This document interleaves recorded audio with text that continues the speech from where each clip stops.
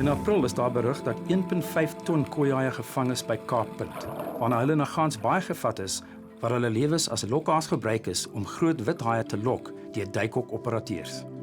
Laasgenoemdes maak aanspraak daarop dat hulle omgewingsbewaarders is in hierdie ekotourismebedryf. Dit het die vraag laat ontstaan of dit eties is om een haai-spesie te gebruik om 'n ander te lok. Platneus sewekiefhaie, of soos hulle algemeen bekend staan, kooihaie, en hier plaaslik as slapsterthaie, is prehistories en skaars lokvalroofdiere. Hulle span kragtig saam in groepe van tot en met 18 lede en jag saam.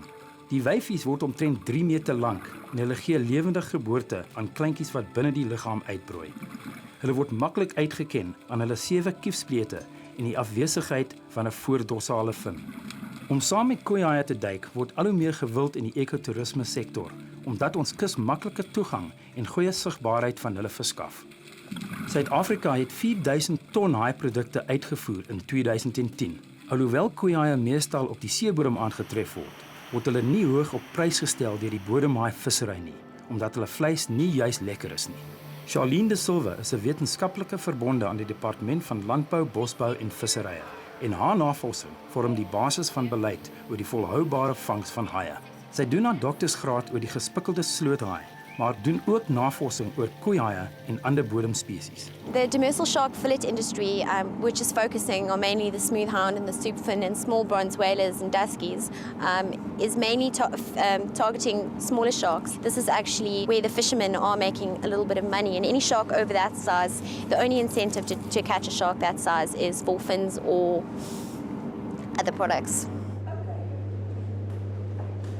Ons die wintertye van Mei tot Augustus is die tye waar ons die meeste haie inkry. Dan vis hulle so tussen 10 en 14 ton wat ons inkry in 'n maand. En dan in die somermaande dan kom dit heelwat af, dan so tussen 2 en 3 ton. Die liggame of die karkasse verkoop ons aan maatskappye in die Kaap en hulle doen die filetering en hulle stuur uit na Australië toe. Ons verkoop die haaifinnetjies wat uitgevoer word na die ooste toe en ons het altyd die haailewer het ons verkoop aan al die haai-operateurs vir tussen 8 en 10 rand per kilogram. Kooihaie het groot olierige lewens wat dit uitstekende lokaas maak om witshaie aan te trek. In April is daar na bewering 1,5 ton kooihaie by Kaappunt gevang in net 1 week.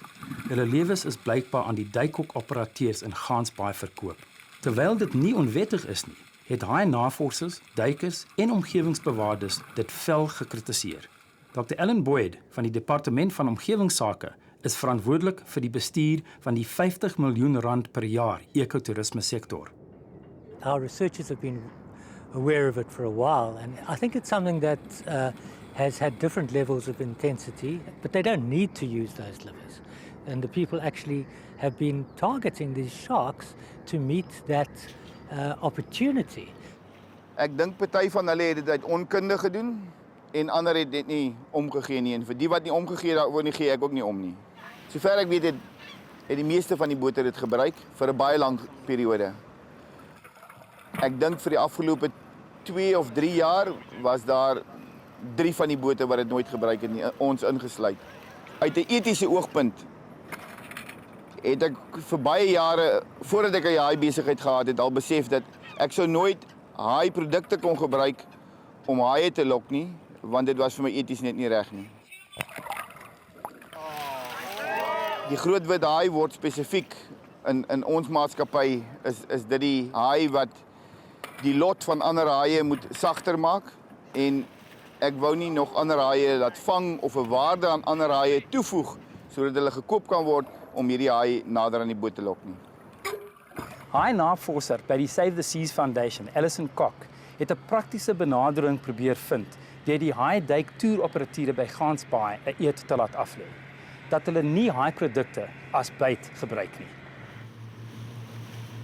Well, we support responsible and ethical tourism for sharks, and we didn't think that the use of shark products, specifically Sevengills, was consistent with the mandate of the white shark cage diving industry, and we decided to approach government and the industry about it to try and get it stopped.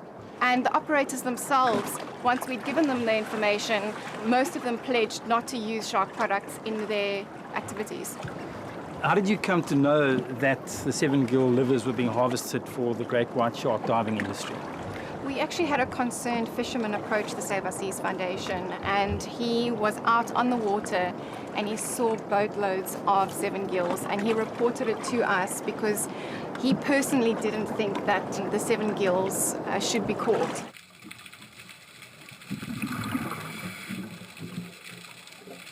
Die regering neem die saak ernstig op en die nuwe 5-jaar permitstelsel vir die witshaai duikopbedryf verbied die gebruik van enige haaiprodukte uitdruklik. The proposed banning of the use of shark products in the white shark cage diving industry seems to be more of a moral issue than scientific. I think it's both, and luckily they're giving us the same message, that we're doing the right thing ethically, and at the same time it is supported by science. But we need to find out a lot more about their life history and to see how vulnerable they are to exploitation. But in the meantime, we need to stop this unnecessary catching and killing of sharks. There's very little known about Sevengill sharks. We don't know the status of their population here in South Africa, and that's one of the reasons we don't think that a fishery is something that we should be doing with them and creating a demand for them, because they are slow growing and they are vulnerable to overexploitation. Doeltreffende bestuur vanuit 'n bewarings sowel as 'n visserye oogpunt verg navorsing. Ons het by Charlene de Silva aangesluit op 'n weeklange merk en los uittog in Walker Bay naby Gansbaai waar die haaivisserybedryf gesetel is. This is a brand new research trip that we've just initiated, and this is actually our first voyage. What we essentially want to look at is we want to collect some long-term historical data so we can actually eventually assess the population. And what we should be catching is smoothhounds, soupfins, cow sharks, and the occasional bronze whaler or dusky shark. But anything can happen out here, so we all just keep on waiting and watching the lines and to see what comes up. Vroegdag was dit rogge wat gebyt het, maar die eerste haai is gou genoeg uitgetrek. Charlene en haar kollegas het 56 haie van 8 verskillende spesies, insluitende koeihaie met langlyne ingetrek. Die idee is om so vinnig as moontlik te werk om trauma te minimaliseer. Die haie word geïdentifiseer en met antibiotika gemerk wat die wervels kleur en help om groei te bepaal. Elke haai word gemeet en gemerk en die spesies en plek word aangeteken. The research unit at the Department of Fisheries, our mandate is to collect the information that would inform management. So after a few years of collecting the information, we should be able to get some sort of assessment, and we would be able to find out exactly what the stocks of sharks are doing, and in fact if we should reduce catches of demersal sharks.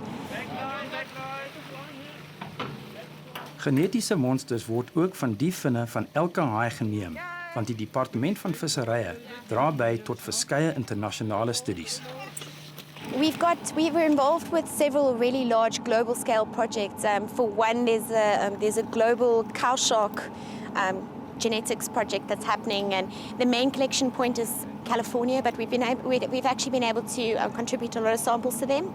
And then there's several other species that we have that have their own projects that we're donating to. It's just we're coming out here, we have access to amazing samples, and we try and maximize the samples we can get from it. Die marinebioloog Alison Kok is besig om haar doktorsgraad oor groot withaie te voltooi. En sy doen die meeste van haar veldwerk rondom Robbe-eiland in Valsbaai. Maar sy doen ook onafhanklike navorsing oor ander spesies. Ek het by Pyramid Rock naby Simonstad by haar aangesluit, waar sy betrokke is by 'n nuwe studie oor die impak van duike-interaksie op koeihaie. Alison, you've done most of your research on great white sharks, yet you seem to have this passion for Sevengills. Why is that? What makes them so interesting?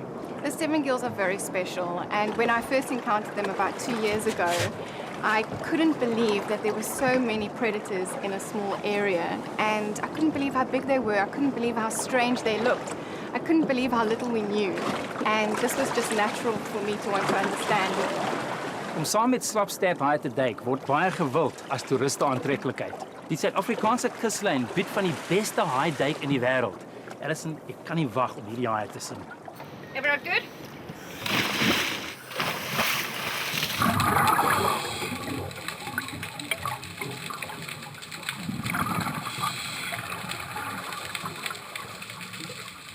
Dit was nie lank voor ek my eerste kooihaai in sy natuurlike omgewing raakgeloop het nie.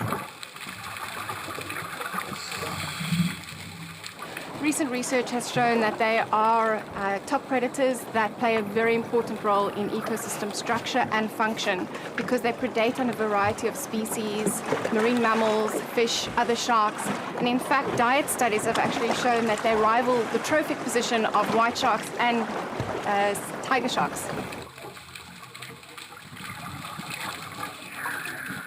They look like they swim out of the premium age where they come from, and they're the oldest family of sharks that's living today, and they've retained a lot of the prehistoric characteristics, 7 gills instead of 5, and a single dorsal fin. So they look very different to other species of sharks. When we dive with these animals, we see a lot of them that have been mistreated. They've got broken jaws from people gaffing them or just ripping hooks out. They've got hooks in their eyes. They've got hooks coming out their gills. They've been gaffed into the body. And I think that there has to be more responsible treatment and techniques when you are fishing for these sharks. Hundreds of people have dived with the Sevengill Sharks with no negative interactions, but there has to be respect at all times, and people need to be aware that these are predators and we need to treat them with the respect that they deserve. What did you think, Brian? That was really incredible. Really amazing. Wow, awesome, up close and personal. Really close. When I say close, I'm talking about this close, past you. Look really docile. You know, the temptation's there to actually want to reach out and touch this incredible animal. And then, of course, the word respect comes in and you say back off. Just enjoy from a safe distance. Majestic and, in a sense, humbling.